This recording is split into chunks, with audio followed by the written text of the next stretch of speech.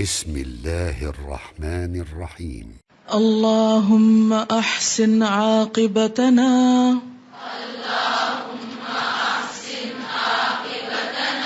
في الامور كلها واجرنا من خزي الدنيا وعذاب الاخرة.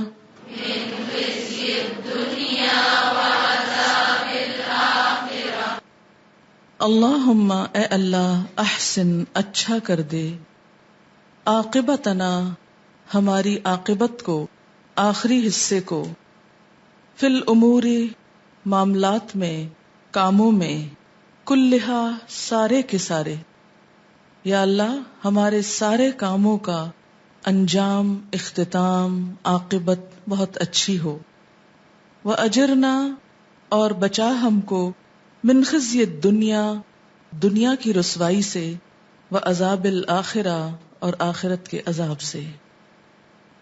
انجام کی بھلائی انسان کی خوش قسمتی کی علامت ہے۔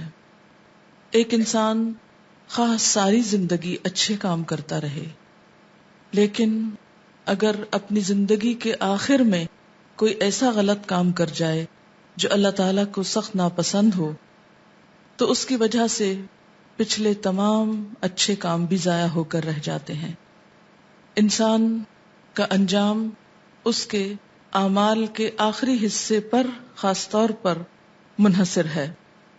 اس لیے اچھے اعمال کی توفیق طلب کرنا بھی ضروری ہے، جیسے ہم دعا مانگتے ہیں اللہم وفقنا لما تحب و ترضی، کہ اے اللہ ہمیں اس چیز کی توفیق دے جس کو تو پسند کرتا ہے، جس پہ تو راضی ہے۔ تو اس کے ساتھ ہی یہ کہ مرتے دم تک ہم اچھائی پر قائم رہیں۔ تو اللہم احسن عاقبتنا فی الامور کلہا، اچھا کر انجام ہمارا سب کاموں میں۔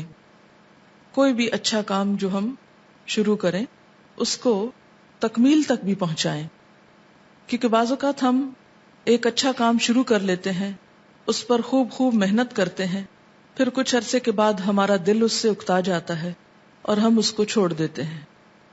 تو جب تک ایک چیز کی تکمیل نہ ہو جائے اس کا پورا لطف اٹھایا نہیں جا سکتا۔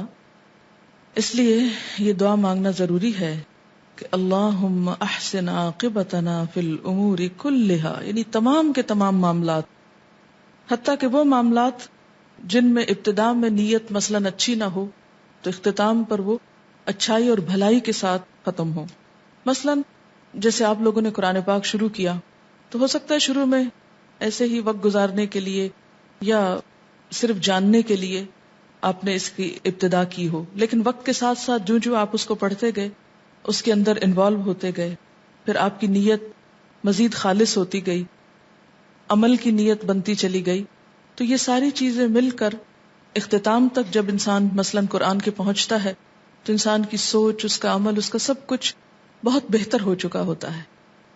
تو یہ اس اعتبار سے بھی یہ دعا مانگنے کی ہے کہ ہمارا اختتام جو ہے وہ آغاز سے بھی اچھا ہو، یعنی ایک معنی میں۔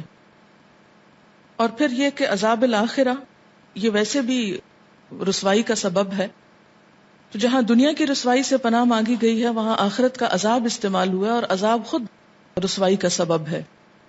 جیسے حضرت شعیب علیہ السلام نے اپنی قوم سے کہا تھا کہ سوف تعلمون من یأتیہ عذاب یخزیہ، اور اسی طرح سورۃ آل عمران میں بھی ہم نے پڑھا کہ ہمیں آخرت کے آگ کے عذاب سے بچا، انک من تدخل النار فقد اخزیتہ، کیونکہ جس کو تو نے آگ میں داخل کر دیا اس کو تو نے رسوا کر دیا۔ تو آخرت کی رسوائی دراصل کیا ہے؟ آخرت کا عذاب ہی ہے۔ اور دنیا کی رسوائی کیا ہے؟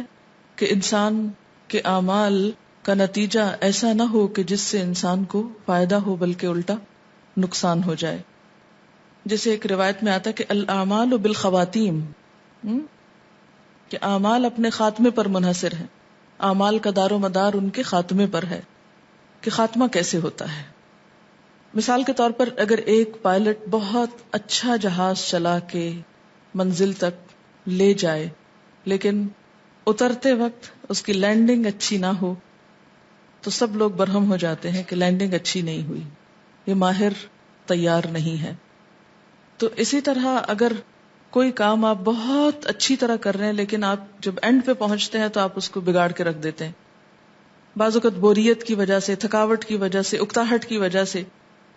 تو اصل بھلائی کیا ہے کہ آپ نے اختتام کیسے کیا. اب اس احساس کے ساتھ آپ دعا مانگیے، اللہم احسن عاقبتنا فی الامور کلہا